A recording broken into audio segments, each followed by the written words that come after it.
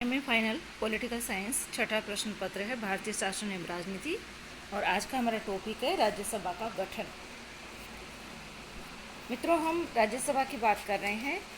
द्विसदनात्मक व्यवस्थापिका में संसद के दो सदन, एक निम्न सदन और एक उच्च सदन। निम्न सदन लोकसभा और उच्च सदन राज्यसभा नाम है हमारे सदनों के।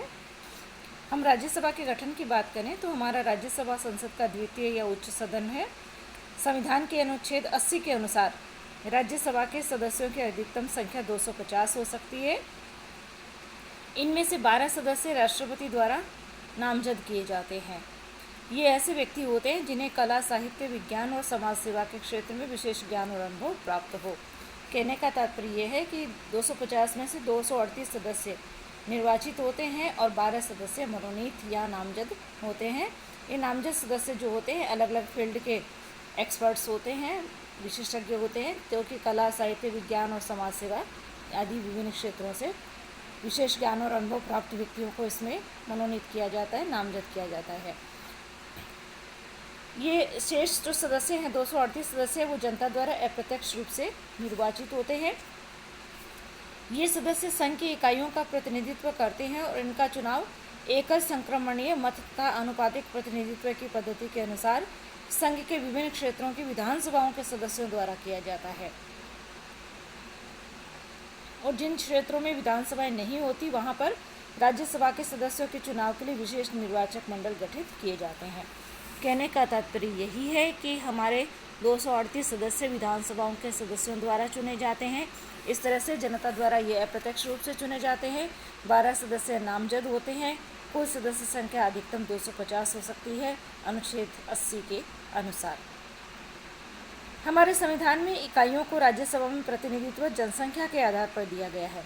जिसकी ज़्यादा जनसंख्या है उसको ज़्यादा प्रतिनिधि निर्वाचित करके भेजने का अधिकार है, जिसकी जनसंख्या कम है उसको कम प्रतिनिधि भेजने का अधिकार है। इस संबंध में हमारा संविधान ये व्यवस्था करता है कि एक राज्य की जनसंख्या के प्रथम 50 लाख व्यक्तियों तक हर 10 लाख व्यक्तियों के लिए एक और उसके बाद हर 20 लाख पर एक के हिसाब से प्रतिनिधित्व प्राप्त होगा। जैसे किसी की जनसंख्या मान लीजिए 1 करोड़ जनसंख्या है किसी राज्य की, तो उसके 50 लाख व्यक्तियों तक 5 प्रतिनिधि चुनने का अधिकार होगा, क्योंकि 50 लाख व्यक्तियों तक हर 10 लाख पर एक होगा और उसके बाद 20 लाख पर एक होगा। तो इस तरह से फिर 1 करोड़ हुए यदि जनसंख्या, तो 50 लाख तक 5 चुने जाएंगे और उसके बाद फिर 2-2.5 का हिसाब बैठता है तो 3 सदस्य चुने जाएंगे या 2 सदस्य चुने जाएंगे, जैसा आयोग व्यवस्था करता है। इस तरह से सदस्य चुने जाते हैं।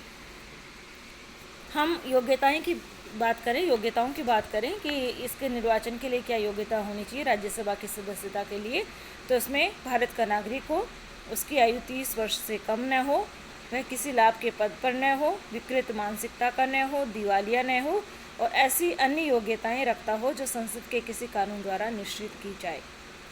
अब मैं आपको बता दूं, अनुच्छेद 102 कहता है कि संघ अथवा राज्यों के मंत्री पद जो है वो लाभ के पद नहीं समझे जाएंगे।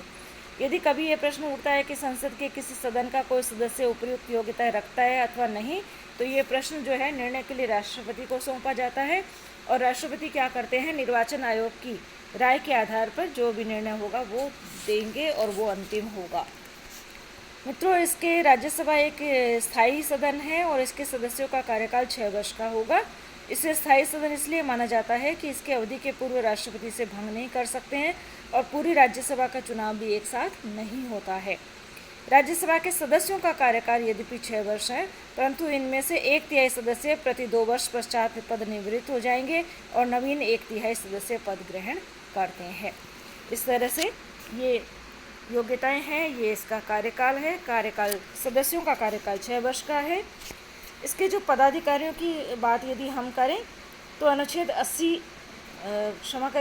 89 के अनुसार भारत का उपराष्ट्रपति जो है वो राज्यसभा का पदेन सभापति होता है। भारत का जो उपराष्ट्रपति होता है वो राज्यसभा का पदेन सभापति होता है और राज्यसभा क्या है, अपने में से किसी एक सदस्य को उपसभापति भी निर्वाचित करती है। ये जो सदस्य हैं दोनों, ये जो पदाधिकारी हैं दोनों, उपराष्ट्रपति जो इसका सभापति है वो और जो उपराष्ट्रपति के बाद जो उपसभापति चुना जाता है वो, यानी सभापति और उपसभापति दोनों को राज्यसभा के वे समस्त अधिकार प्राप्त है जो सामान्यतः विधानमंडल के अध्यक्षों को प्राप्त होते हैं। जैसे इनको अधिकार है कि वो सदस्यों को भाषण देने की अनुमति प्रदान करें, कार्यप्रणाली संबंधी प्रश्नों को तय करें, वाद विवाद को सुसंगत बनाए रखना और विचाराधीन प्रश्न पर मतदान का परिणाम घोषित करना। ये इनके कार्य हैं। सभापति और उपसभापति का कार्य। राज्यसभा की गणपूर्ति जो है वो अपनी सदस्य संख्या की 1/10 है, यानी 1/10 सदस्य जब तक उपस्थित नहीं होंगे तब तक राज्यसभा की कार्यवाही संचालित नहीं हो सकती है। अब हम बात करते हैं राज्यसभा के कार्य और शक्तियों की बात करते हैं। राज्यसभा की जो रचना है वो लोकसभा के सहयोगी और सहायक सदन के रूप में की गई है। फिर भी हम राज्यसभा के कार्य और शक्तियों को इस प्रकार से अध्ययन कर सकते हैं। जैसे पहली शक्ति है विधायी शक्तियाँ, लेजिस्लेटिव पावर्स। लोकसभा के साथ साथ राज्यसभा भी विधि निर्माण संबंधी कार्य करती है। संविधान के द्वारा अवित्तीय विधेयकों के संबंध में लोकसभा और राज्यसभा को समान शक्तियाँ दी गई है, यानी वित्त विधेयक के मामले में लोकसभा को ज़्यादा पावर्स मिली हुई है और जो गैर वित्त विधेयक है, अवित्तीय विधेयक है, उन सब के बारे में दोनों को समान शक्तियाँ दी गई है। ऐसा जो विधेयक होगा जो वित्त विधेयक नहीं है, तो सामान्य विधेयक कोई भी दोनों सदनों में से किसी भी सदन में पहले प्रस्तावित किया जा सकता है और दोनों सदनों से पारित होने के बाद ही राष्ट्रपति के पास हस्ताक्षर के लिए जाता है। हालांकि व्यवहार में यदि हम देखें तो सामान्यतः सभी महत्वपूर्ण विधेयक जो है पहले लोकसभा में ही प्रस्तावित किए जाते हैं। यदि दोनों सदनों में मान लीजिए किसी विधेयक के संबंध में कोई मतभेद उत्पन्न हो जाता है तो राष्ट्रपति के द्वारा दोनों सदनों की संयुक्त बैठक बुलाई जा सकती है। विधेयक मान लीजिए एक सदन द्वारा स्वीकार किए जाने के बाद यदि 6 महीने के अंदर अंदर दूसरे सदन के द्वारा उसे स्वीकार नहीं किया जाता है तो संयुक्त अधिवेशन बुलाया जाता है और इस संयुक्त बैठक की अध्यक्षता लोकसभा के स्पीकर के द्वारा, लोकसभा के अध्यक्ष के द्वारा की जाती है। और चूंकि संयुक्त बैठक में विधेयक के भाग्य का निर्णय बहुमत के आधार पर किया जाता है, जैसा कि अनुच्छेद 108 कहता है, तो इस तरह से औपचारिक दृष्टि से तो अवित्तीय विधेयक के संबंध में दोनों सदन समान स्तर पर है, लेकिन व्यवहार में क्या है, राज्यसभा की स्थिति दो बातों की दृष्टि से निर्बल है, यानी कमज़ोर है। कैसे कमज़ोर है? पहली, संयुक्त अधिवेशन बुलाने की शक्ति राष्ट्रपति को है और राष्ट्रपति द्वारा यह कार्य मंत्रिपरिषद के परामर्श के आधार पर ही किया जाता है। अब ये मंत्रिपरिषद जो है लोकसभा के प्रति उत्तरदायी होती है, इसलिए बहुत अधिक संभावना इस बात की है कि संयुक्त अधिवेशन बुलाने के संबंध में मंत्रिपरिषद जो है लोकसभा के दृष्टिकोण को ही अधिक ध्यान में रखेगी। उदाहरण के लिए यदि कोई विधेयक राज्यसभा से स्वीकृत लेकिन लोकसभा से अस्वीकृत हो गया है तो संभावना इस बात की है कि इस विधेयक पर संयुक्त अधिवेशन नहीं बुलाया जाएगा और विधेयक अपने आप ही समाप्त हो जाएगा। हाँ, ऐसा हो सकता है कि कोई विधेयक लोकसभा से स्वीकृत हो गया हो, राज्यसभा द्वारा स्वीकृत नहीं हो रहा हो, तो फिर संभावना ज़्यादा बढ़ जाती है कि संसद का संयुक्त अधिवेशन बुलाया जाएगा। और दूसरा इस बात में उसकी स्थिति निर्बल है, क्या है कि संयुक्त बैठक में विधेयक के भाग्य का निर्णय बहुमत के आधार पर किया जाता है और लोकसभा की सदस्य संख्या चूंकि राज्यसभा की सदस्य संख्या से दुगुनी से भी अधिक होने के कारण इस विधेयक की स्वीकृति या अस्वीकृति लोकसभा की इच्छानुसार ही होती है। हम जानते हैं कि राज्यसभा की अधिकतम सदस्य संख्या 250 है और लोकसभा की अधिकतम सदस्य संख्या 552 हो सकती है। तो चूंकि लोकसभा की सदस्य संख्या राज्यसभा से दुगनी से भी ज़्यादा है, इसलिए यदि संयुक्त अधिवेशन होता है तब भी कोई विधेयक जो है वो लोकसभा की इच्छा अनुसार ही होता है, क्योंकि लोकसभा बहुमत की स्थिति में होती है, निर्णय बहुमत से ही लिया जाता है। इस प्रकार अभी तक हम यदि अब बात करें संयुक्त बैठक की बात करें तो कई बार ऐसा हुआ है जब दोनों सदनों की संयुक्त बैठक बुलाई गई है। पहला हुआ था 1961 में जब एक विधेयक आया था दहेज निषेध विधेयक। तो दहेज निषेध विधेयक 1961 के संबंध में मतभेद दूर करने के लिए दोनों सदनों की संयुक्त बैठक बुलाई गई थी। इसी तरह से मई 1978 में बैंकिंग सेवा आयोग विधेयक पर भी विचार करने के लिए दोनों सदनों की संयुक्त बैठक बुलाई गई थी और इसी तरह से 26 मार्च 2002 को भी आतंकवाद निरोधक विधेयक को पारित करने के लिए भी संसद की संयुक्त बैठक आयोजित की गई थी। ये है सारी विधायी शक्तियाँ यानी लेजिस्लेटिव पावर्स किसके? राज्यसभा की। अब हम बात करते हैं दूसरी पावर की, संविधान संशोधन की शक्ति। संविधान संशोधन की शक्ति जो है वो राज्यसभा को लोकसभा के समान ही प्राप्त है। मित्रों, संविधान में संशोधन का विधेयक संसद के किसी भी सदन में प्रस्तावित किया जा सकता है और संशोधन प्रस्ताव तभी स्वीकृत समझा जाएगा जबकि उसे संसद के दोनों सदन अलग अलग अपने कुल बहुमत तथा उपस्थित मतदान में भाग लेने वाले सदस्यों के 2/3 बहुमत से पारित कर देंगे। इसमें मैं आपको बता दूं कि यदि संशोधन प्रस्ताव पर संसद के दोनों सदनों में असहमति होती है तो संसद के दोनों सदनों की संयुक्त बैठक का कोई प्रावधान नहीं है। ऐसी स्थिति में क्या है, संशोधन प्रस्ताव जो है वहीं पर गिर जाता है और ऐसा कई बार हो भी चुका है। सर्वप्रथम 1970 में हुआ था। राजाओं के प्रीपर्स समाप्त करने से संबंधित संविधान संशोधन का प्रस्ताव लोकसभा में पारित होकर जब राज्यसभा में गया तब राज्यसभा द्वारा इसे अस्वीकार कर दिया गया था। इसी तरह से 1978 में जब लोकसभा द्वारा 45वें संविधान संशोधन विधेयक को पारित करके राज्यसभा में भेजा गया तो राज्यसभा के द्वारा इस संशोधन विधेयक को 5 संशोधनों सहित पारित किया गया है। ऐसी स्थिति में लोकसभा के सामने 2 मुख्य मार्ग थे। क्या, एक तो समस्त संशोधन विधेयक को छोड़ दिया जाए या उसे उसी रूप में स्वीकार कर लिया जाए जिस रूप में उसे राज्यसभा के द्वारा पारित किया गया। एक 1989 में 64वें और 65वें संविधान संशोधन विधेयकों को लोकसभा द्वारा पारित किए जाने के बावजूद जो है राज्यसभा से 2/3 समर्थन नहीं मिला था। इस प्रकार कई उदाहरण हैं जब ये स्पष्ट होता है कि एक सदन के द्वारा पारित किया गया विधेयक, संविधान संशोधन विधेयक, दूसरे सदन के द्वारा पारित नहीं किया गया है।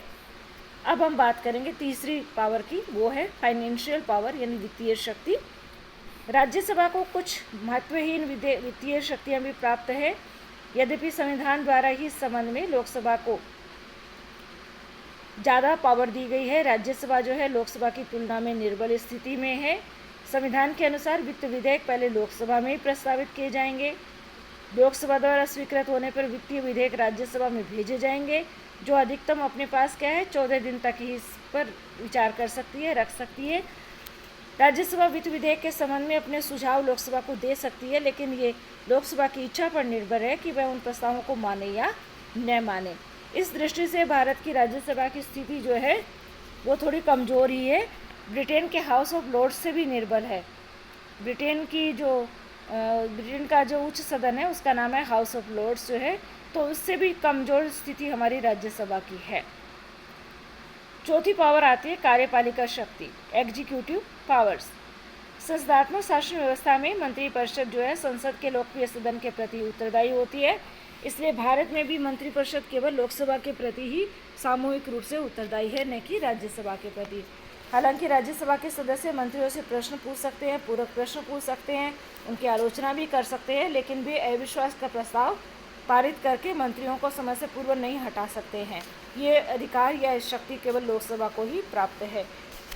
इसलिए कार्यकारिणी पर नियंत्रण की दृष्टि से यदि देखा जाए तो लोकसभा राज्यसभा की तुलना में निश्चित रूप से अधिक ताकतवर है, शक्तिशाली है। कुछ विविध शक्तियाँ भी हैं जो कि राज्यसभा को प्राप्त है, जो इस प्रकार हैं। राज्यसभा के निर्वाचित सदस्य राष्ट्रपति के चुनाव में भाग लेते हैं। निर्वाचित सदस्य वो जो 12 मनोनीत सदस्य हैं, नामजद सदस्य, वो भाग नहीं ले सकते हैं। राज्यसभा के सदस्य लोकसभा सदस्यों के साथ मिलकर उपराष्ट्रपति का चुनाव करते हैं। इसी प्रकार राज्यसभा है लोकसभा के साथ मिलकर के राष्ट्रपति, सर्वोच्च न्यायालय के न्यायाधीशों तथा अन्य कुछ पदाधिकारियों पर महाभियोग लगा सकती है। महाभियोग केवल तभी पारित समझा जाता है जब दोनों सदन इस प्रकार के प्रस्ताव को स्वीकार कर ले। इसी प्रकार विविध शक्तियां हैं। राज्यसभा लोकसभा के साथ मिलकर बहुमत से प्रस्ताव पास करके उपराष्ट्रपति को उसके पद से हटा सकती है। और ये मैं आपको बता दूं, उपराष्ट्रपति को पद से हटाने का प्रस्ताव पहली बार राज्यसभा से ही पारित होकर लोकसभा के पास जाता है। इसी प्रकार 1 माह से अधिक की अवधि तक यदि आपातकाल लागू रखना हो तो इस प्रकार के प्रस्ताव का अनुमोदन लोकसभा तथा राज्यसभा दोनों से होना आवश्यक है। लोकसभा के विघटन की स्थिति में केवल राज्यसभा का अनुमोदन ही आवश्यक है। इसी प्रकार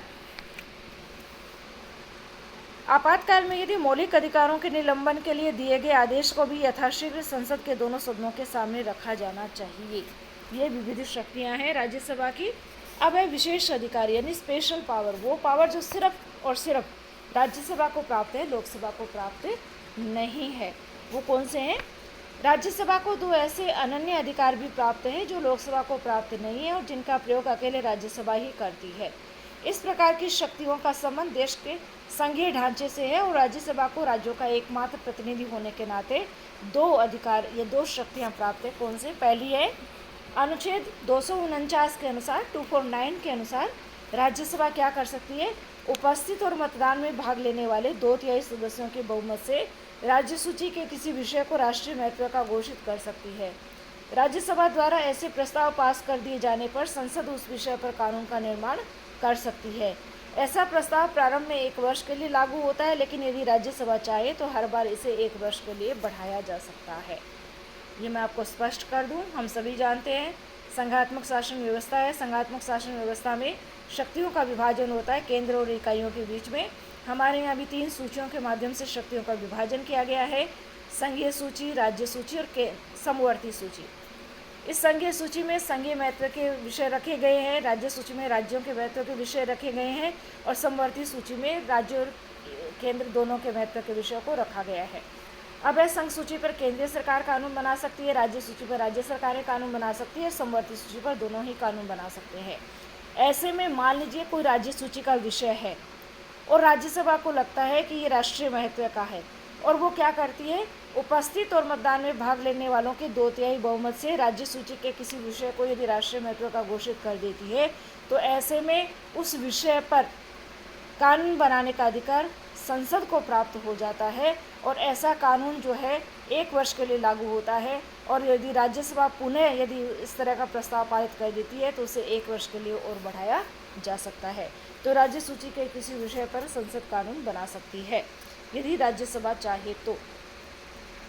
दूसरी इसकी स्पेशल पावर है, दूसरा विशेष अधिकार है, अनुच्छेद 312 के अनुसार क्या है? राज्यसभा अपने 2/3 बहुमत से प्रस्ताव पारित करके नई अखिल भारतीय सेवाएं स्थापित करने का अधिकार केंद्रीय सरकार को दे सकती है।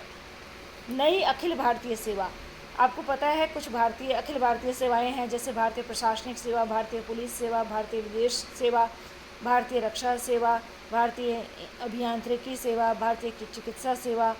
तो ये सारी जो ऑल इंडिया लेवल की सर्विसेज हैं, इन सर्विसेज में नई यदि किसी सर्विस की स्थापना करनी है, किसी नई अखिल भारतीय सेवा की स्थापना करनी है, तो ऐसा प्रस्ताव जो है वो अनुच्छेद 312 के अनुसार राज्यसभा अपने 2/3 बहुमत से प्रस्ताव पारित करके और केंद्रीय सरकार को यह अधिकार दे सकती है कि वो नई सेवा का गठन करे। राज्यसभा जब तक इस प्रकार का प्रस्ताव पारित न कर दे तब तक संसद या भारत सरकार किसी नवीन अखिल भारतीय सेवा की व्यवस्था नहीं कर सकती है। तो ये 2 ऐसी पावर है जो स्पेशल पावर है, सिर्फ और सिर्फ राज्यसभा को प्राप्त है। एक अनुच्छेद 249 और दूसरा अनुच्छेद 312 जो है। अभी हमने जो राज्यसभा की शक्तियों का जो अध्ययन किया है उससे मित्रों ये स्पष्ट होता है कि केवल राज्यसभा द्वितीय सदन ही नहीं वरन द्वितीय महत्व का सदन भी है।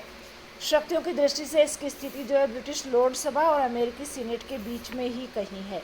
वास्तव में हमारे संविधान निर्माताओं द्वारा राज्यसभा को प्रथम सदन के सहायक और सहयोगी सदन की भूमिका ये प्रदान की गई है। ये प्रतिद्वंद्वी सदन नहीं है, ये कंपटीशन का सदन नहीं है। लोकसभा की तुलना में इसको निर्बल होते हुए भी इसकी स्थिति और शक्तियों का महत्व भी है। ये निरर्थक नहीं है, राज्यसभा एक निरर्थक सदन नहीं है, ये व्यवस्था पर रोक लगाने वाला सदन नहीं है। वास्तव में क्या है? राज्यसभा शासन तंत्र का एक आवश्यक अंग है, केवल दिखावे मात्र का दूसरा सदन नहीं है। आज के लिए इतना ही, धन्यवाद।